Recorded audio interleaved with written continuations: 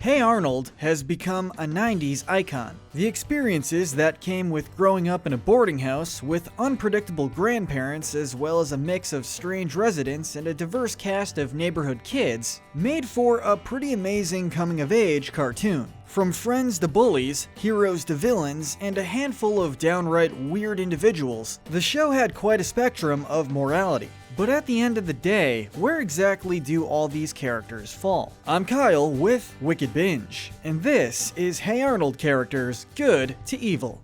Ooh, 10 pounds! 10 pounds of chocolate! Before we begin, there are so many characters in this show that we can't fit all of them in one chart. For that reason, we've broken characters down into 3 spectrums: the good, the gray area, and bad to evil. And we'll be starting with those with a pure heart. These characters are the good. And starting out with the most good, we had to go with Dr. Bliss, the child psychologist featured in the episode Helga on the Couch. Our school district psychologist. She's a sweet and understanding woman who states that she wants to help as many children as she can. During her time with Helga, she never pressures her about any particular topic. Anything you say will be kept in confidence, of course. She moves on to the next test or exercise once Helga expresses any sort of discomfort, only trying to get Helga to confess her feelings for Arnold, knowing it will relieve some of the stress she uses to lash out. We can talk about Arnold. Even when she was simply walking around the school and interacting with Principal Warts and Mr. Simmons, she is portrayed as approachable and kind. She's just someone who wants to help kids, which is a very noble cause. The second most good character on the show is our Teacher of the Year winner, who makes sure everyone knows how special they are.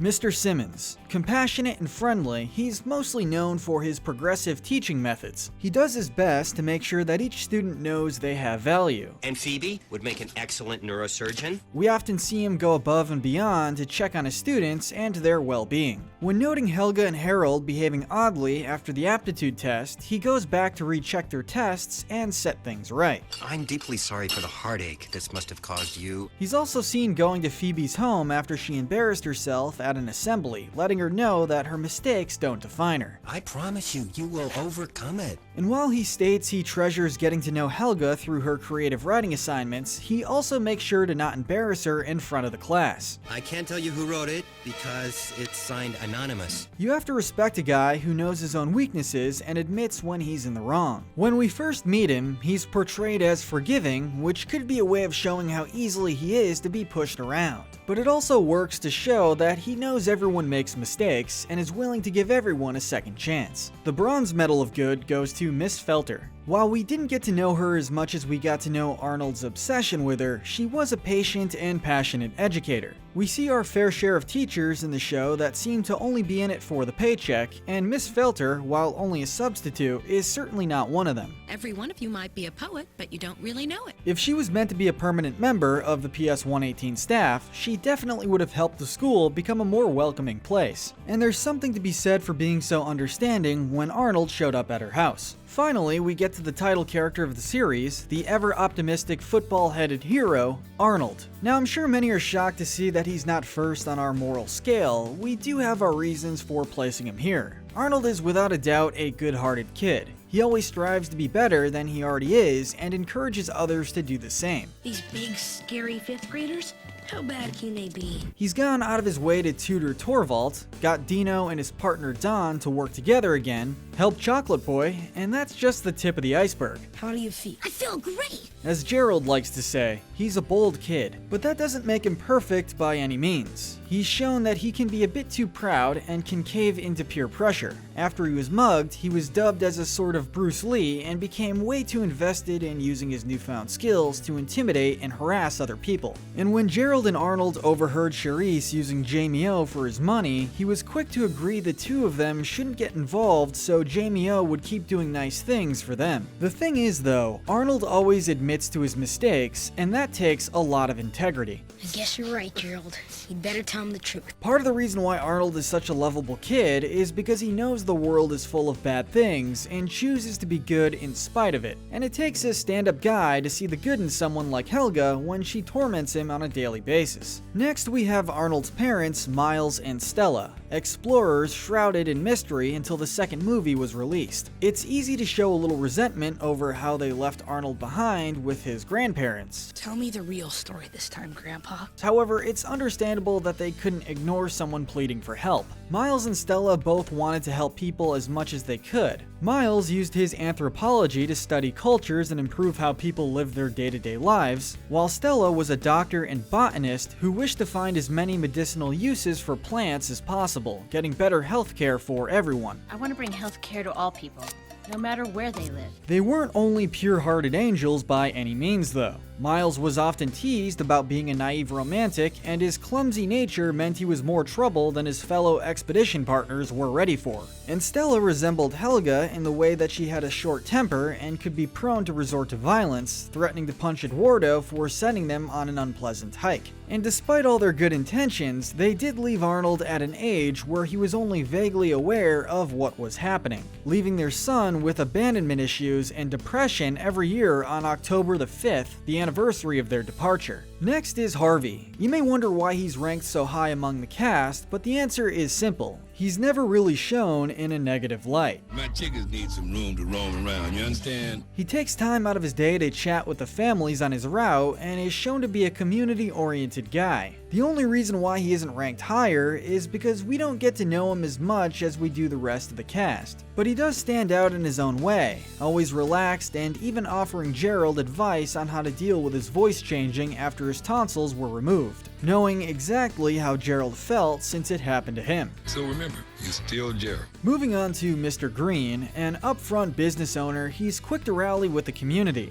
He's willing to do whatever he can to make his neighborhood just a little better. He can be tough to get along with at times. Even when Harold was forced to work for him for a week, Mr. Green made it clear he didn't care for Harold's lack of work ethic or lack of experience, saying Harold was more trouble than he was worth. You're a nice kid, but you're really more trouble than you're worth. He also has a hard time being himself in high-stress situations, sometimes fumbling when in the spotlight. But in times like those, he's quick to gain his footing again when reminded that he doesn't need to change who he is for people to respect him. Coming up next is Arnold's peace-loving and freedom fighter hippie grandma, Gertie. Though not always there in the head, she's shown to love her family more than anything and will do literally anything to protect them. However, she can go too far at times with how she expresses herself. Happy 4th of July, everybody! And while we can commend her for saving the environment, teaching your grandson to break into an aquarium may not be the best idea. But at least her heart is in the right place. She's also shown through flashbacks to be vindictive and mischievous towards Phil as they were growing up, acting a lot like Helga. Look at that motion! You swing like little Nancy boy! We're glad that she got out of that phase, but she obviously had it in her to manipulate a situation to get her way. After Gertie, we have her dear husband, Grandpa Phil. The picture of health for a man his age, he's proven time and time again why he's known as Steely Phil. There aren't many men, let alone grandpas, that think swimming in shark-infested waters is a good idea. Except there's one thing that's stopping it. What's that? A 20-foot man-eating shark. He's stubborn and lashes out, but we can't blame him too much considering all that he has to deal with keeping up the boarding house. That still didn't justify ignoring his sister for 70 years over an argument, but he's always there to offer advice to Arnold when needed and still treasures his wife after all those years. You hate me and I hate you. So what are you doing here? And let's not forget the most important thing. He's a war hero who gave Hitler a wedgie. Next up we have Pigeon Man. Many can sympathize with wanting to be alone, but Pigeon Man's tale is truly a tragic one. There were a lot of dark theories going around that he took his own life in front of Arnold, but luckily this was debunked by the second movie. Some say he was hatched from an egg and left by aliens.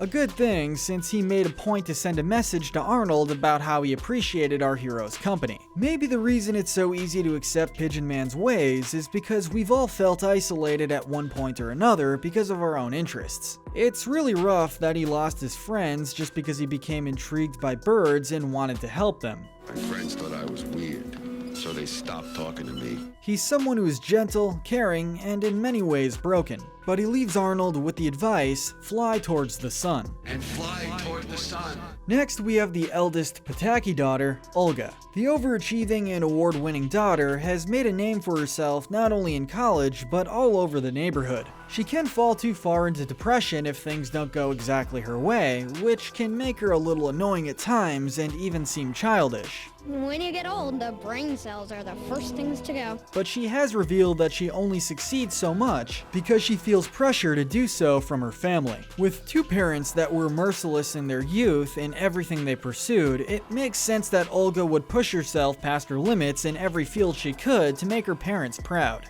I have to perform all the time like some kind of wind-up doll. We have to keep in mind that she was an only child for a few years and so was under constant scrutiny for the first part of her life. She also does all she can to show Helga she loves her, and while she does embarrass her sister being a teacher's aide, she does try to do the right thing to mend their relationship, pursuing her teaching elsewhere. She was a bedwetter. While it's easy to harbor resentment, as most of the show is from Helga's perspective, we know that she means well. Next is another seemingly innocent face, Lila. New to city life, she does her best to adapt and make new friends. She's almost desperate for acceptance, which can lead her to believe almost anything. All I ever wanted to do is fit in and make friends. She was brought up believing young ladies acted a certain way, and so when teaching Helga how to be more polite and considerate, Lila did teach from the belief that Helga would have to talk and act almost just like her. While Lila isn't a bully by any means, she can be a little judgmental of things that she's not familiar with, such as horror movies and city behavior. I really don't like scary movies. She's also led Arnold on once he developed feelings for her. Yeah, I know you like me. Well, sure, Lila. I like you. But overall, she's charming, caring, and polite. Next is Miles' college buddy and fellow anthropology student, Eduardo. He's a bit of a conflicting character depending on who you were to ask. To Miles, he's a good friend and loyal fellow researcher. To Stella, he's a trustworthy companion, though he deserves to be punched every now and again. Remind me never to take another travel suggestion from your old buddy Eduardo. He enjoys teasing Miles for being romantic and has been known to send him off on supposed must-see destinations that often end in turbulence. You are a true romantic. Romantic? You ladies must be crazy for you. But the reason why we rank him lower is because to Arnold, he's simply the man who asked his parents to leave him alone when he was a baby. Even if it was to help others, it did result in a broken family. Up next is Monkey Man, the hollering caped vigilante of the night. I'm Monkey Man. I'm a superhero. I fight crime, Monkey Man. His origin story is a lot like others who fight for justice. Bullied for being too invested in the monkey exhibit at the zoo, he decided to become a voice for the little guy. But after spending time around Arnold, he was too swayed by fancy clothes and parties. Marvelously minimalistic. And jejune. He wound up becoming distracted and racked with guilt after Sid was mugged and soon returned to his life stealing bananas from the docks. I'm quitting the superhero business. If it wasn't so easy for him to abandon his principles just to be well liked by the affluent, he would be easy to place higher on our scale. But still, Monkey Man is a man of justice. It's time to discuss our favorite country singer, Mr. Win. He's a wholesome guy who can be respected for escaping a life of hardship and coming to the United States to make a new life for himself. It took me 20 years until I could finally get out of the country. He's chosen a life of simplicity over fame and even gave up his only daughter, hoping she would have a better home in the States. And sure, he comes off as a bit harsh or overly critical sometimes, but the guy has been through so much. He's likely struggling with a lot of loneliness and loose ends. This type of year always make me remember. But there was nothing more heartwarming than watching him reunite with his daughter at the end of that Christmas episode. Next is Eugene. Ever the optimist and a performer at heart, he gets into trouble more often than any other kid should, getting stuck in trees, on roller coasters, and in sewers. He's learned how to roll with the punches. This has been one of the best days I've ever had. When trapped in danger with his friends, he always manages to lift their spirits. Don't worry, Harold. I just know someone will come by to save us. However, when faced with the reality that his favorite TV celebrity wasn't really fighting crime, he opted to take it out on the entire world. You're nothing but a fake. He showed he was capable of being bitter and distant, breaking rules at random for the sake of chaos. In my office, right this minute, young man. Hey, that's not my scene, man. It's easy to see him as a good kid, but he's also shown that he can be a bad one when pushed over the line. Patty Smith is next. This young lady has a reputation for being tough. She's beaten up her fair share of classmates and is seen as unapproachable and mean, but behind that exterior, she's revealed to be a hard worker in everything that she pursues. While she isn't a straight-A student, she has a lot of potential and is incredibly insightful for a kid her age. Just don't make her angry. Next, we have the youngest Pataki with an obsession for Arnold, Helga. Since many of the episodes show things from Helga's point of view, it's easy to see her reasoning as to why she makes the choices that she does. What do you say we step into my office? That's a funny place for an office. But we can give her credit for a lot of her behavior. She has a high intellect, and after the aptitude test, she was proven to be able to pursue any career that she desired. But she's also quick to point out her own erratic actions and even scolds herself for wrongdoings. If you can find it in your heart to forgive us, maybe we could start over and be friends. She also makes a point to let her best friend Phoebe know that she appreciates her and respects her input, often asking for help. And while reluctant of her nanny initially, she did prove that she's filled with rage like Inga pointed out, and did take the woman's advice to take on hobbies like needlepoint. You're such an angry girl, Helga, and you won't let anyone help you. Helga is a good person who struggles to control her emotions, and has been conditioned to push her goodness down in place of a more rough exterior. And she's routinely shown to do the right thing in the end, even if it wasn't necessarily her first choice. Now, you might be surprised to find Gerald this low on our list, but you have to admit that despite being loyal to Arnold, he's also a flawed individual. He's extremely proud and has no problem stretching the truth if it means that he can earn some money. His solutions for getting some instant satisfaction ranges from emotionally manipulating his older brother, tricking a salesman into buying back his own product at double the cost, and even tricking the campfire lasses into thinking he'll join their troop. Just bring him to my house and we'll discuss the joining up part later. He also seems to have an enormous ego, insisting on being introduced every time he tells a legend to his peers, and being treated like a king when he becomes the top player of his favorite card-based fantasy game. Watch yourself. You don't want to end up like him. A dungeon punk. Gerald is a good kid and a loyal friend, but he's definitely got an ego on him. Now we're moving into the middle. These characters balance out somewhere in the center of our morality spectrum. Some are a bit more good than bad, or vice versa, but overall, we're now looking at the gray area. Next, we have Stinky. He talks like a simpleton and claims that he's not too bright, but he has managed to surprise people on more than one occasion. There's little that's more pure than growing a pumpkin just to prove to yourself that you're good at least one thing. And not many kids would be willing to lose out on $1 million just to not be considered a laughingstock. Lots of people got pride, but I got $1 million worth. But it doesn't excuse the fact that he's a young kid who caves to peer pressure too easily, and often mocks fellow classmates when the opening to do so presents itself, calling Harold a girl for losing an arm wrestling match and even mooning Principal Warts and letting Arnold take the fall for it. One might think that Phoebe would be higher on our good spectrum, but we have our reasons for placing her a bit lower. Phoebe does have a moral compass that she follows. She's extremely loyal to Helga and is given a sort of pushover sidekick role whether with her best friend or when she's hanging around the 6th grade girls. But when made the hall monitor, she took her training a bit too far, beginning to harass students and run PS 118 as if it was some sort of prison. I mean, a ticket for suspiciously quiet shoes? Come on. One for suspiciously quiet shoes.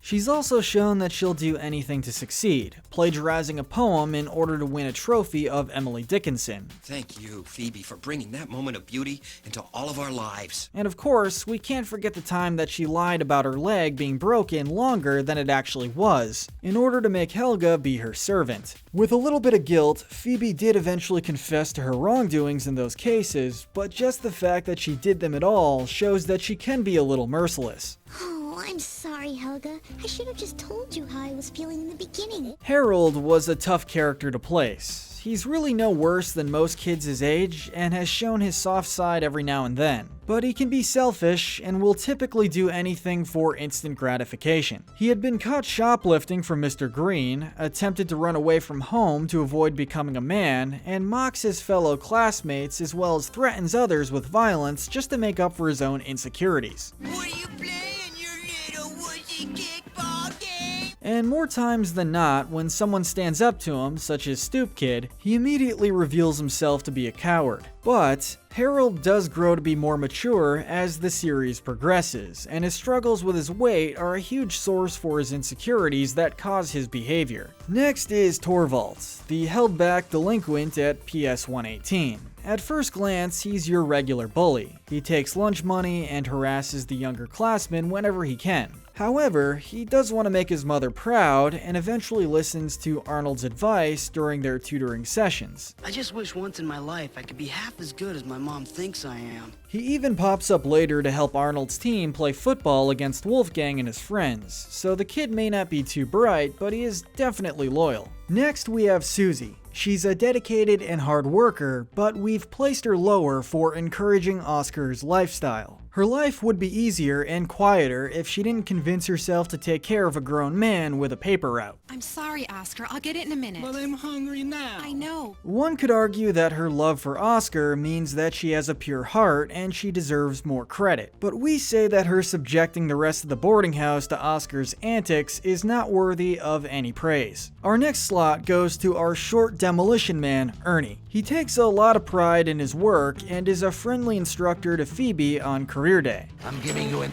A+ on your grade slip. He's a romantic at heart that has his own broken more than a few times due to his height. I'm so big and you're not so big. To be honest, most of his brash and loud mannerisms are likely due to his short stature and having to deal with discrimination. But his anger gets the best of him too often to rank him any higher. Brainy was another peculiar ranking. He's a relatively harmless character, though he tends to have a very creepy and unwelcome presence. We don't know anything about his home life for us to feel any sympathy for, and it's also very stalkerish how he pops up behind Helga in almost every episode. But the one moment that we see any real development is in the Jungle movie when Brainy dives into the river after Helga angrily throws her locket away and shreds her beloved picture of Arnold. Without asking anything in return, he presents the fixed picture and found locket to Helga in hopes of cheering her up after she regrets being upset with Arnold. Now, Chocolate Boy is a character of pure chaos. We really only see him in little snippets until we see his deal with Wolfgang to give up chocolate for a while in exchange for a 5-pound bag. No chocolate? None?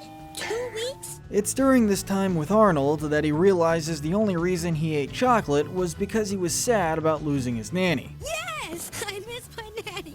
I miss my nanny! It's easy to feel bad for him in this instance, but the fact remains that he did trick Arnold at first and would neglect granting help to his peers as he sought out a quick fix of that sweet chocolate. Tell them we're stuck in a tree and don't stop for chocolate. Even when he was meant to get the fire department when Eugene, Arnold, and Harold were stuck in a tree, he didn't show up until hours later, clearly still indulging on chocolate. Moving on, next is Jamie O. Like your typical older sibling, he thrives on making life difficult for Gerald. His focus is on being an athlete and being cool. He's very prideful, taking his status as older brother to take whatever he wants. You want a piece of this?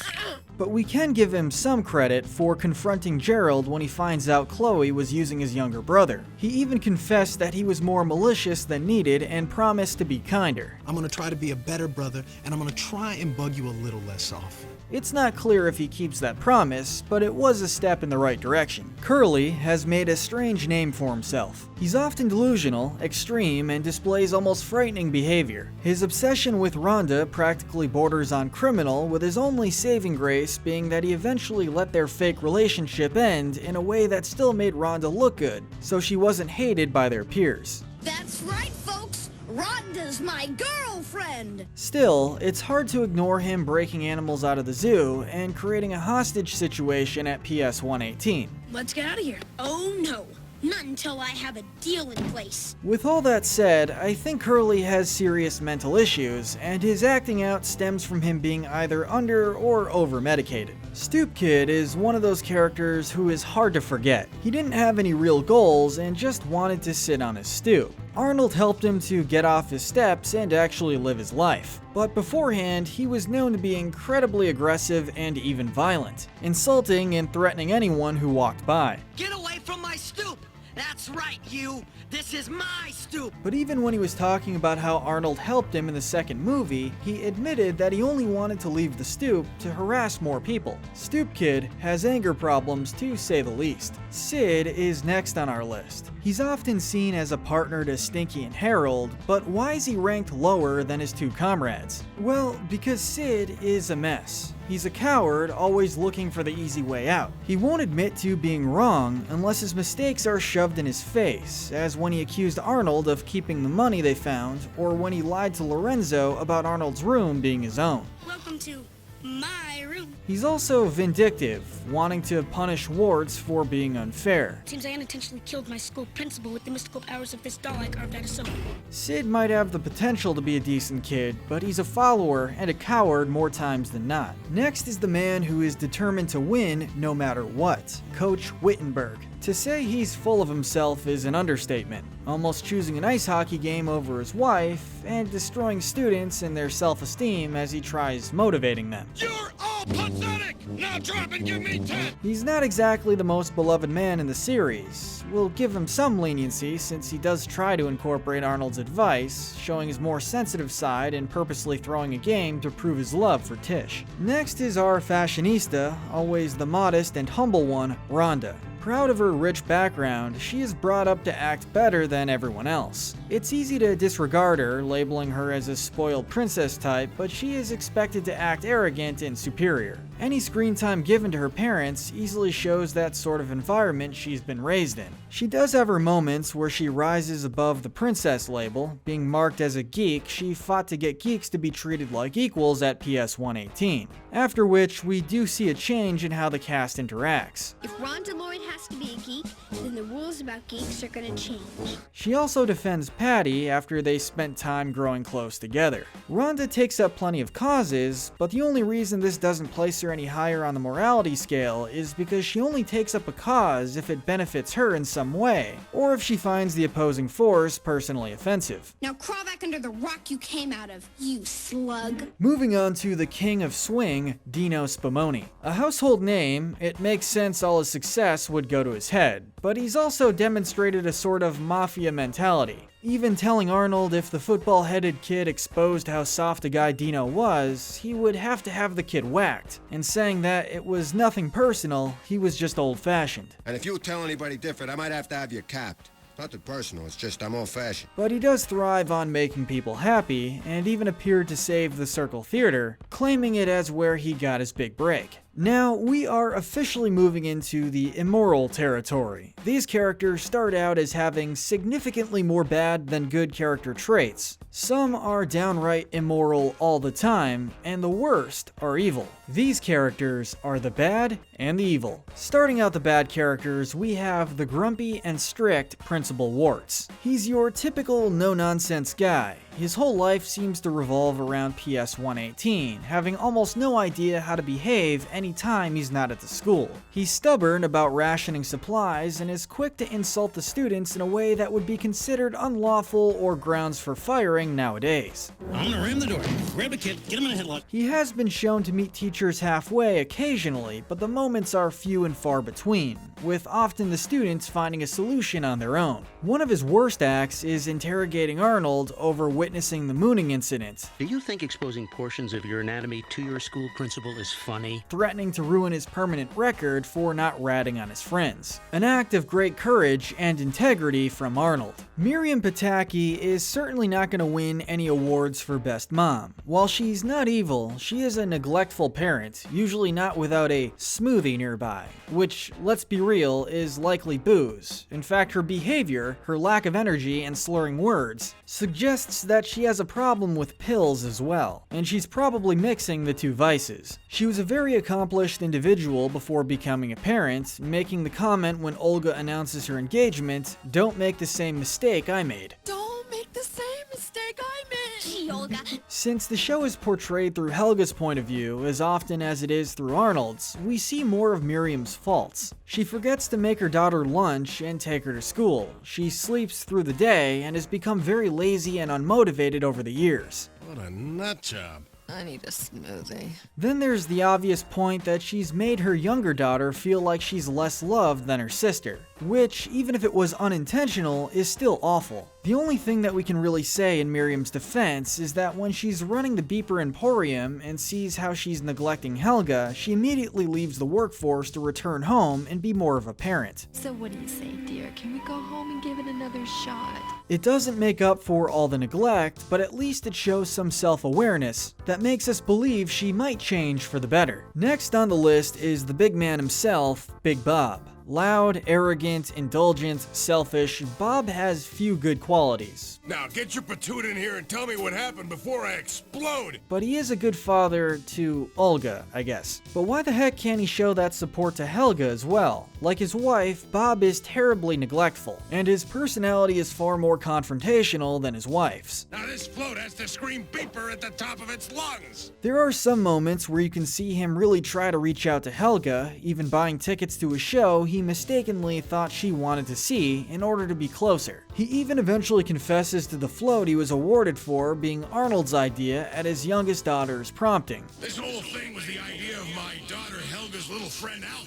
He is a shrewd businessman, but running your own company can take its toll. It doesn't justify his mistreatment of his employees or anyone he shoves aside on the street, but he does start to gain a new perspective on his life after his near-death experience. Near death or no near death, Big Bob Pataki's had an epiphany. His family proves to be the most important thing in his life, even if he's not always good at showing it. He's not a good father, and his wife is not a good mother, but both of them do show growth in certain episodes. Next is Big Gino. A young kid, but merciless all the same. He runs his group of friends like a mini mafia organization, bullying the younger kids into buying hall passes, tossing kids in dumpsters, threatening to give kids swirlies if they don't pay him back. I want you to give this kid a swirl, and I want you to take a picture of it. It's a little horrifying to think this kid will eventually grow up to be a mob boss. Next up is the biggest bully on the block, Wolfgang. A pretty one-dimensional character, he's only really present to torment Arnold and his friends. Even goes as far as to teach his own peers how to properly shove kids in trash cans. He's the first character on our most evil side that doesn't really have any redeeming traits. It's time to take out the trash. Unless you count him returning Arnold's football once he's bored with using it. Wolfgang is incredibly violent, leaving Arnold and his friends, including Helga, strung up at their field with bruises. He is still a kid, however, so there is hope that he becomes a decent person, but as he's portrayed, he is awful. Why don't you just go home now and cry in your bed? Next up is the laziest resident in the boarding house, Oscar. A horrible burden on his wife, he's only ever had one job, delivering newspapers. And that was only after he was guilted into finally working like he promised. He even lied about learning to read at first, bribing Chocolate Boy into helping him memorize the first section of a book to win money at a bet. You were cheating the whole time, weren't you? He doesn't help himself in any way, and hates to change his habits if it may take any effort. Honestly, Oscar is a user and a loser. He's pathetic and pretty much exactly what you shouldn't be as an adult. When are you going to grow up and be responsible? I'll do it tomorrow. Tomorrow? Moving on to a couple of other adults, we have the lackey criminals ranked together, Maury and Vic. Your classic run-of-the-mill bad guys, they're seen in various shady settings. It doesn't help their reputation that they're typically around Oscar playing cards. There have been hints at money laundering and theft anytime they're on screen. Maybe we should move up to counterfeiting dimes, Vic.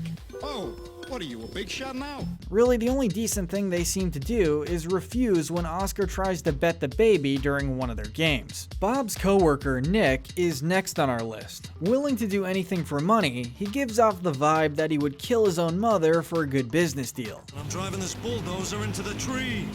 But my kid's up there! He shows a small bit of loyalty to Bob, but it never appears to be a friendly relationship, with money always changing hands. Anytime he's called in to help, he turns the opportunity into a shameless promotion. He took over Arnold's float, disregarding any safety risks, and even encouraged Bob to go along with the destruction of the neighborhood in the first movie. Big sign can't miss it from the freeway, and the overpass drops your bing bam boom right in the parking lot. Our silver medal for most evil character is the Jolly Ollie Man. He makes his hate for children well known, and just about everything that comes out of his mouth is spiteful and condescending. Put this back in the freezer. But nothing! What kind of grown man makes fun of a kid for gaining weight? He's impatient, rude, and gets his kicks from giving kids false hope before speeding away in his ice cream truck, laughing all the way down the road.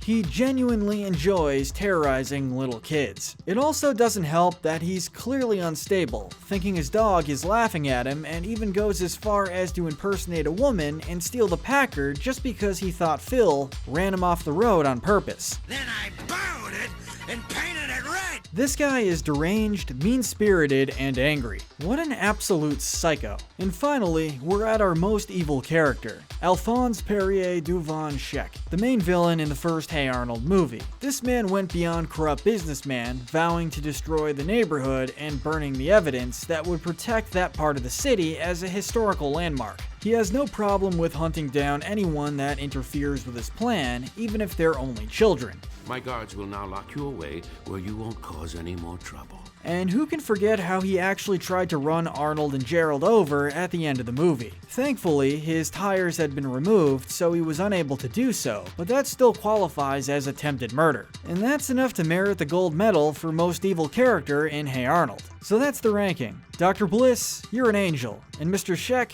well, here's something we probably can't say in this video. Make sure to binge our full Good to Evil playlist where we break down the morality of your favorite shows, cartoons, and movies. But most importantly, stay wicked.